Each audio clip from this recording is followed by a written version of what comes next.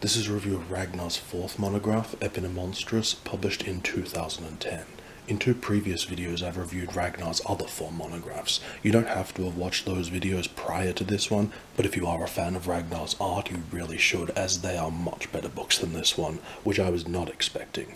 In the review of those earlier books, I mentioned how I'm pretty dismissive of books under 100 pages, but with his books, Ragnar has provided proof that bigger is not always better, even though it should be. The physical properties and qualities of this book are wonderful. Just the right size format, 320 pages, much more what I would expect a monograph to look and feel like. The inside, however, is an inexplicable nightmare. Now, something very important I want to establish straight away is, you can probably tell I'm going to be incredibly critical of this book, but please understand the criticism in this review does not extend to the artworks themselves. That's not what we're talking about today. That's too subjective. You'll form your own opinions of the art based on the flip through. So unless I specifically say something about my personal opinion of the artworks themselves, but in terms of general comments like this book is horrendous or whatever, please understand that that's in reference to this as a book, not a judgment of the artworks within. But in terms of addressing this as a book, the big problem is we have the book equivalent of a bimbo. Incredibly attractive, but so incredibly stupid once you start to engage with it. And not only that, but it's a bimbo who actually thinks it's intelligent and is more than a little pretentious, yet unaware of the ironic or maybe moronic hypocrisy it displays. That, to me, is asking to be taken down a peg. Now, as we're looking through, you may be confused as to what I'm talking about, because at a glance, this book and its pages are beautiful. Even now, I can appreciate how each page, each spread looks gorgeous and very clean, colorful, composed. It's all immediately pleasing to the eye, but this is what I meant by referring to it as a bimbo, because once you actually take the time to sit down and start examining it, you very quickly see what a mess, what an absolute failure of book design this is. And that's because this book has been designed as a piece of art itself. This is a problem because books are first and foremost tools, not art, or at least they shouldn't be art for the sake of being art. If there's any artistry or beauty to be found in book design, and of course there is, but that comes after and is created around making a functional tool. This is what's meant by form follows function. That phrase is really going to be the central theme of this review. Just before I mentioned that this book is ironically or moronically hypocritical, and that's because towards the very start of the book is an isolated, prominent quote from Ragnar talking about his approach to art and design, in which he says that for him, form follows function. That phrase appears in this book blows my mind. In this essay, I will demonstrate that Ragnar has zero understanding of what that means, at least as far as this book's concerned. By the way, if you aren't aware, Ragnar is a professional graphic designer and has done work for huge clients and has done wonderful book design in the past. Ditto the book he designed after this one. You can see my previous reviews for proof of that. So what the hell happened here? I don't even really know where to start, because the editing and curation is atrocious, almost non-existent. You see works from the same series or style often, or at least sometimes, grouped together, but beyond that, the structure of this book is insane. It completely lacks flow or organization and just feels randomly put together, which is perplexing and alarming, as that's very rarely even an issue with art books, which are typically very straightforward affairs. At this point, I'm going to show a lot of examples of the book's poor functional design, but if you don't care about that and just want to continue with the flip through, you can jump ahead to this timestamp. So let's start with this spread, as it shows how absurdly bad the sizing and layout of images often are. On the left, we have one image taking up a fraction of the entire page dedicated to it, surrounded by blank space, and then on the right, we have four images laid out and sized in such a way that one of them is cut off halfway. What? How? Why? We talk about form versus function. This is neither. This is objectively stupid. Of this book's many problems, the single worst, the one that's having the most negative impact, is that too many images are too small to enjoy and appreciate properly, often squeezed together on one page. This is made particularly unnecessary and annoying when the pages often have huge blank margins on all sides, or on the next page it'll be one overly large image and or more spacious layout. Additionally, there's another problem the book has that can be observed in that cut-off image. It doesn't really come across across in this video, but this book has a lot of blurry images. Maybe not a lot, but enough that it's a noticeable feature. And particularly weird because some of the same images, like this one, appear perfectly fine and crisp in other books. It's almost like some of the works are crappy photographs of a print of the work rather than the actual digital file itself like we saw in the earlier books. Also, most of these examples I'm going to show are pages that feature works already in the earlier books, and that's deliberate because it shows another issue, which is works that appear in both books are invariably far better displayed in his earlier books in every regard: size, quality, layout, etc. We'll talk about the overlap of content a little later, but for now here's a spread that shows another couple of issues. First of all, this image was in an earlier book, part of a cool poster, but here, for some reason, she's been removed from the context of the poster. Why? And then blown up to such a degree that it's almost completely covering the other works. This frequently happens in the book, and not in like a cool scrapbook style way, just a dumb, obnoxious, obscuring the works kind of way. You can see another example of that here, and I think this spread is a good example of how the book can look great at first glance, because the size and layout initially look great here, until you notice, A, there's this black hand that's covering the works for some reason, ruining the posters for the sake of being able to see a silhouette of a hand. Why? We also see another big problem the book has, which is a complete ignorance of working around the book's gutter. We saw a bit of this in his earlier books, but here it's a whole nother level of terrible. Not only where one image is spoiled by spreading it across 2 pages, but also positioning tiny images right on that center line so they are completely lost in the crack, like you can, or rather can't, see here. If I didn't know better, I'd be wondering if he's ever seen a book before. Do you not understand how they work? By the way, I want to stress that I haven't isolated lone examples, rare mistakes to nitpick. All these things I've mentioned, poor layout, blurred images, images covering others, images lost in the gutter, small images, etc. These are all issues that plague the book, and if not exactly seen on every page, are frequent enough to be consistent issues. And of course, some pages are actually really well designed and marry form and function perfectly. Other pages do things that are just fine and normal. I'm not suggesting every single page in this book is a design disaster, but the overall impression you're left with is that the enjoyment and experience has been spoiled by over-design / poor design. Let's talk about content that's already appeared in earlier books.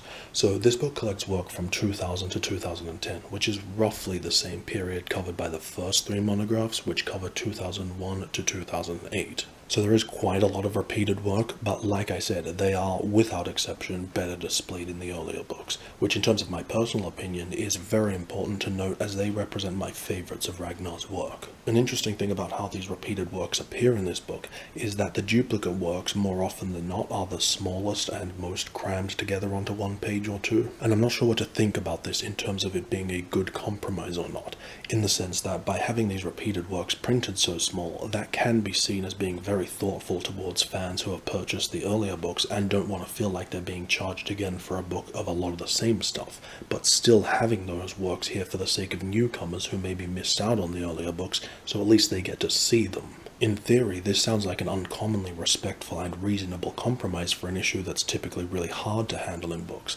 In practice, though, I'm not 100% sure it's one of those compromises that, rather than satisfying just one party, ends up satisfying neither. I'm torn on that. However, it's largely a moot point anyway, as the idea that presenting the repeated works smaller will save space for more pages dedicated to new or previously unpublished works is negated due to, in my opinion, there being very little good unseen stuff in this book. There are some great pieces I haven't seen that weren't in the earlier books and a decent amount of unpublished stuff, though that's often spoiled by the previously mentioned design issues. And in my opinion, there's not enough for this book to be worth it.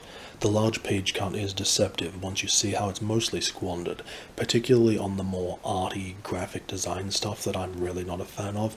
Also, a lot of filler, like bad or pointless photographs. Like here, what is the point of 4 pages featuring 17 almost identical photos of him looking at piles of paper with no description or context? In terms of both design and content, it all feels too self-indulgent and pretentious. Speaking of which, we'd better talk about the text, which there is a lot more than the previous books. The parts of the text I did enjoy and had actual good information are the occasional short pieces of commentary from Ragnar. They're all too scarce and only a sentence or two, but usually provide detail or insight into a specific piece or series. I mean, even sometimes just that the pieces or series are actually labeled occasionally. Giving that short one-sentence description or even just noting what the work is helps give context or background, which I think is very important and informative and something the other books didn't have. I'd say even this labeling is only applied to maybe like half the works or less, so I would have loved for more of that and Ragnar's commentary, because that was all great, just not enough. The main text feature is the long-ish interview with Ragnar that runs throughout the book. Even this desperately needed better direction and editing because it's almost entirely boring and irrelevant theory and musing between two pals. I mean, I did get more insight into Ragnar as an artist, but I think that's more due to listening or reading someone talking for long enough obviously gives you an impression of them, and none of the other books had anything like this or of this length. So anything that I did learn about Ragnar that was interesting feels more like happenstance than design, as you have to endure tons of those boring, irrelevant musings in the process. What I wanted was more focus on specifics of his career, works, his process in a more practical sense. You get a bit of that, but not much. Particularly absent was any sort of biography or career biography. Anytime you do get a bit of that from the interview, it's pretty scant and disordered. Like, he might make a brief mention of education or his early life, but definitely no clear picture. He mentions in the interview how much he hates writing biography stuff or talking too much about himself, and I totally get that. But I think if you're going to do a career retrospective like this, you've kind of got to suck it up and do it for the sake of your audience. And I'm not talking about like those dumb, formal dust jacket and website type bios or anything to do with his private life. I just want to know more about his work and get more of an idea about the history of his career and background and stuff. Like, at one point he mentioned he used to work in animation, which I didn't know, but that's all it is a casual throwaway reference. No mention of where he worked, what he worked on, how he got into that, why he left, how it impacted his work. Like, I think he also designed toys at some stage or something to do with toys, I don't know, and that's just it. That I read a book about him and still don't really know much about him, his background or his work. It's weird that he has this sort of unwillingness to talk about that stuff, yet also bloats the book with very personal and completely irrelevant stuff like photos of his family. I think maybe he has that cliche, egocentric, precious, pretentious artiste mentality. There's just so much about this book that feels more like he made it for himself rather than for me. Whether or not that's a defensible approach is debatable. In the intro he says this is because there's no separation between who we are and what we do. That may very well be true, but the ability to separate them is what defines a professional, or at least a discerning understanding of what's relevant to your audience, because people aren't really interested in paying for the privilege of watching someone else pleasure themselves, and as it stands, for the audience, the fan, this book satisfies nothing.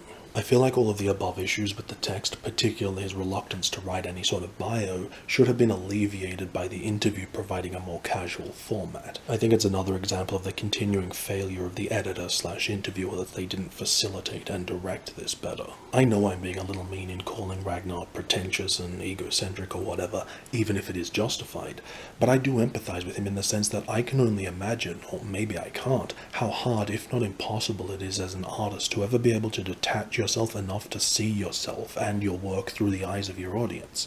That's why in a book like this you need a strong editor to direct and curate and help the artist with the bio and text in order to bridge the gap between what the artist wants and what the audience requires. A point at which the trash editing and trash design crossover is, you'll be reading the interview and it cuts off mid-sentence at the end of a page. You turn the page, but the rest of the interview isn't there because the continuation of the sentence you were just reading doesn't appear until 29 pages later, because it's separated and interrupted by 28 pages of random images and other text.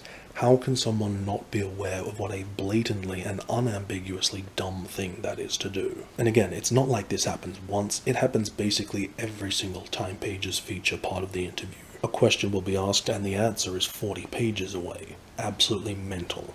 Obviously, they wanted the interview running throughout the book, which is fine, I guess, but could they not have at least arranged it in such a way that each section or page could be self-contained and read as independently as possible? There's no reason for it to exist like this, for Ragnar and the editor to be apparently so ignorant of how bad this is. I am hitting this book particularly hard, but it deserves it for a number of reasons. One, it's been done by someone who calls themselves a professional designer, yet has produced something utterly and embarrassingly unworthy of such a claim. And two, in doing a completely incompetent job, has swindled the reader out of their time and money. Particularly frustrating when, three, it's been done by someone who I know for a fact is an amazing designer. The book he designed after this was Aphorismith, and it's great, and it doesn't have any of these problems, so what the hell happened here? I can't reconcile how this book was made by the same person who made the other four. Those books were mostly treated as functional design. This one's been designed as visual art itself.